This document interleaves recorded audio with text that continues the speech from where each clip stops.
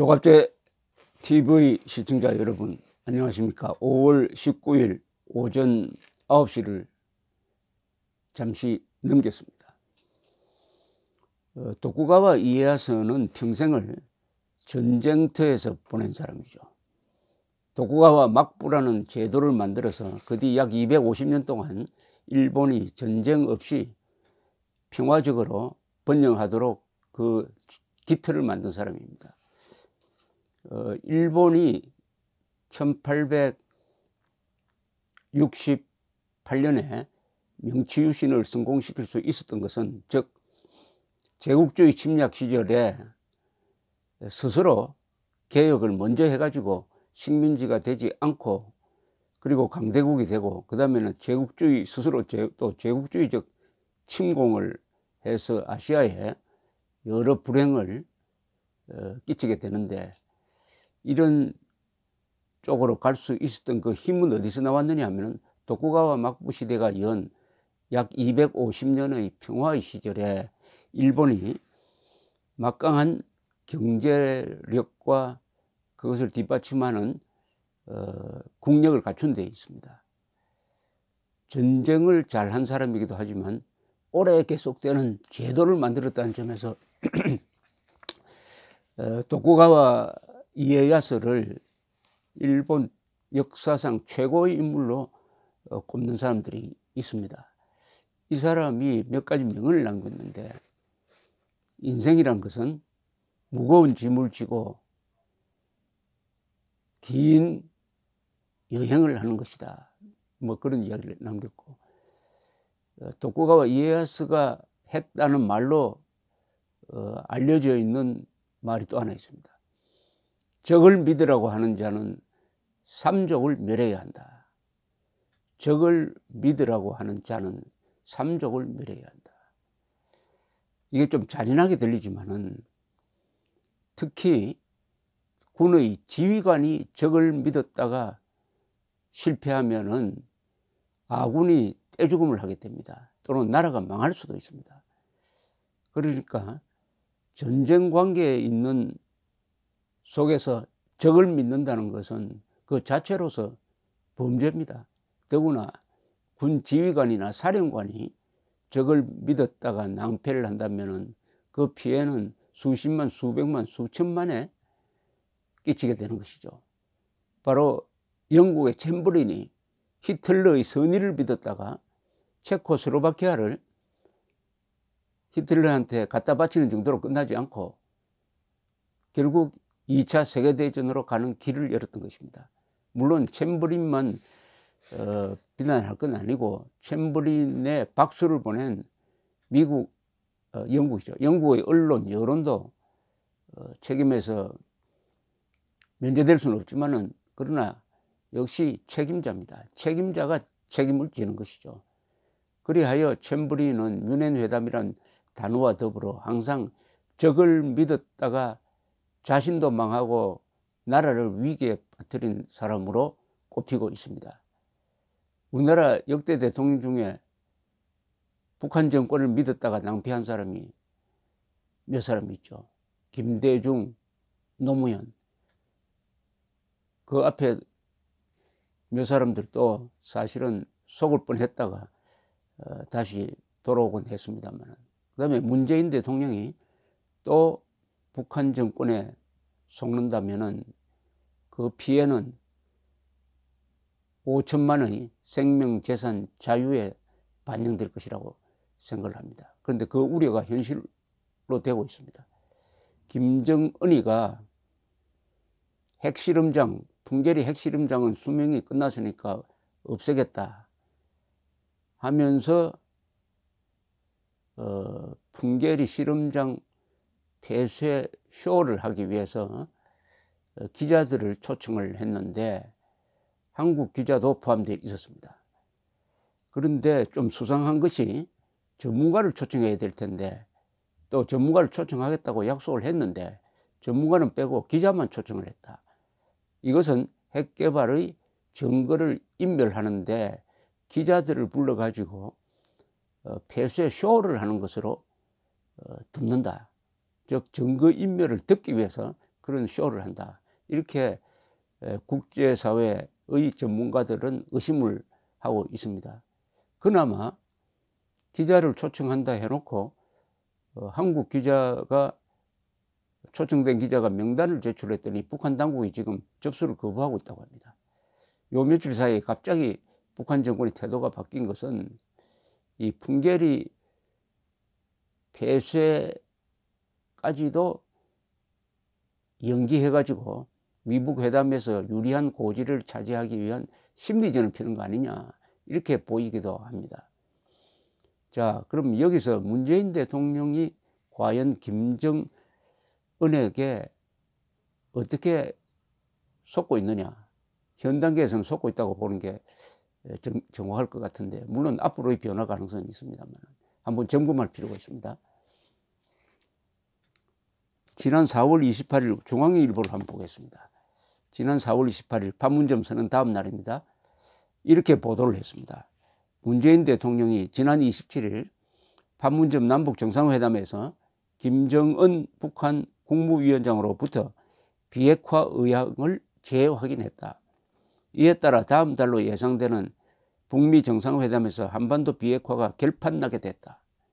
아주 장밋빛 전망을 하는 근거는 문재인 대통령의 이야기입니다.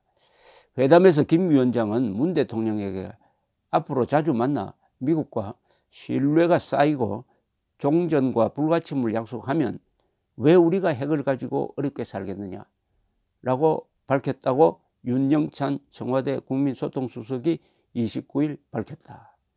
김 위원장은 미국이 북한에 대해 체질적 거부감을 갖고 있지만 우리와 대화해 보면 내가 남쪽이나 태평양상으로 핵을 쏘거나 미국을 겨냥해서 그럴 사람이 아니란 것을 알게 될 것이라면서 이같이 문 대통령에게 말했다고 한다. 이는 김정은이 트럼프 미국 대통령과의 핵담판을 앞두고 문 대통령을 통해 백악관에 비핵화 메시지를 전달한 것으로 풀이된다. 김정은은 그간 비핵화의 조건으로 내걸었던 북한 체제 보장의 조건을 종전선언과 불가침 확약으로 더 구체화했다. 만약 이 보도대로 문재인 대통령이 김정은의 이 이야기를 트럼프 대통령에게 전했다고 한다면 트럼프 대통령은 지금 고개를 갸우뚱하고 있을 것입니다. 문재인 대통령이 전한 김정은의 이 말을 과연 트럼프가 믿었겠습니까? 저간의 사정으로. 그런데 이 보도를 보면은 우선 중앙일보는 문재인 대통령이 전한 김정은의 말을 믿는 것 같습니다. 여기서 문제가 생깁니다. 첫째, 과연 김정은이 그런 말을 했는가? 하였다고 한들 이게 진심일까? 그것은 김정은이 과거에 무슨 짓을 했느냐 보다는 북한 정권이 과거 무슨 짓을 했느냐를 보고 경험적으로 판단하면 됩니다. 경험적으로.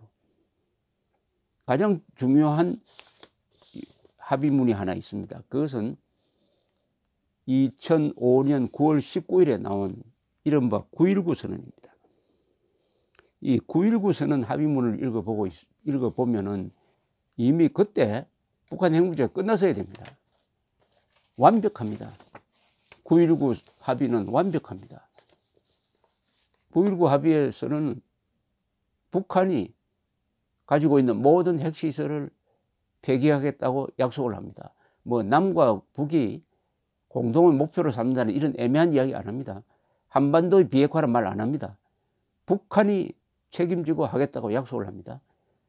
그리고 한국과 미국은 1992년의 남북 비핵화 공동선언대로 지금 남한에 핵이 없다.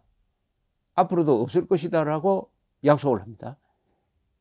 그 다음에 이렇게 됐으니까 이제는 북한과 잘 지내면서 전쟁하지 않고 번영하기 위한 안보 체제, 즉 북한이 원하는 체제 보장을 구체적으로 추진하기 위한 행동 대 행동, 원칙을 천명합니다. 여기 김정은이가 뭐 종전 평화협정 불가침 뭐 등등 이야기했는데 그런 내용이 다 포함되어 있는 것이 9.19 선언입니다. 9.19 선언이에요. 그런데 난데없이 남쪽이나 태평양상으로 내가 핵을 쏘거나 미국을 겨냥해서 그럴 사람이 아니다. 이 말을 어떻게 믿습니까? 왜냐? 9.19 선언을 누가 깼습니까? 바로 1년 뒤에 2006년에 북한이 핵실험을 해버렸습니다. 핵실험을. 9.19 선언을 한 방에 날려버린 거죠. 아니 이런 김정은을 문재인 대통령이 믿어야 한다고 트럼프 대통령한테 전했다면 또 이미 여기에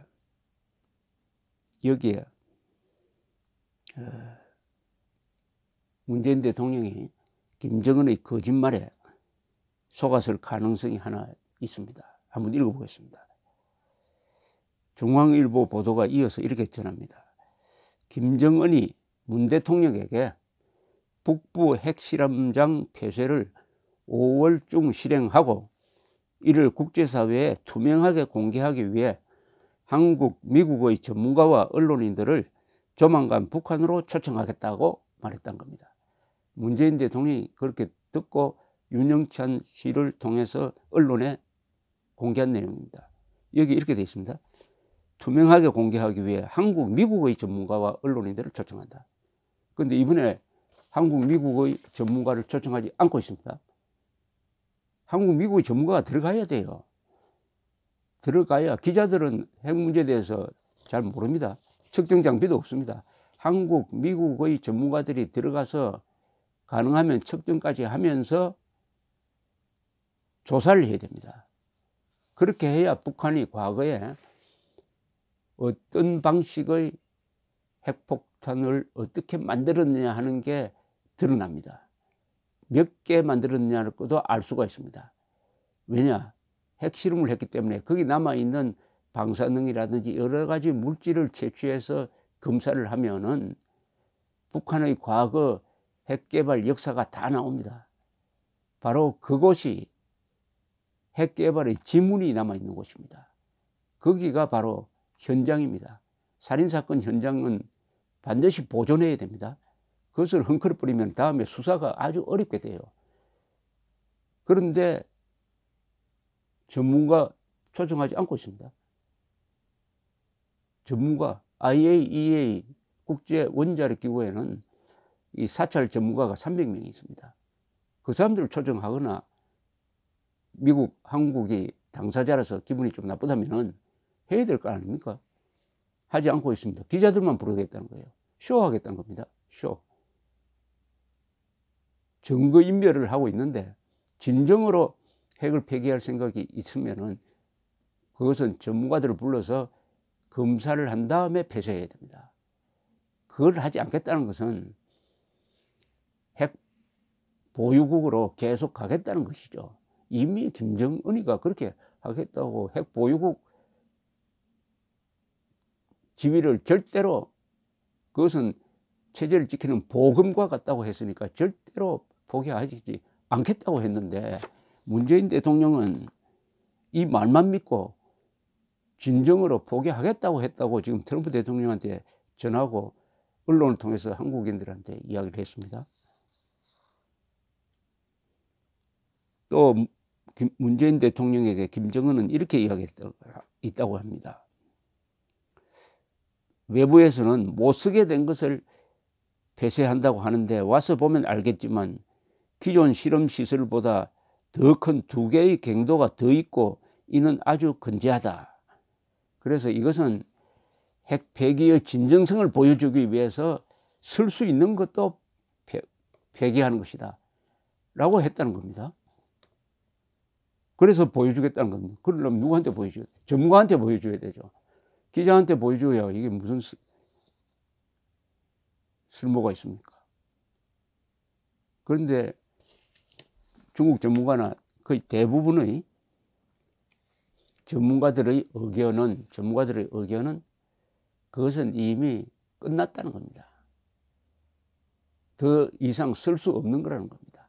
그래서 쇼를 한다는 겁니다. 쇼를 한다는 거예요.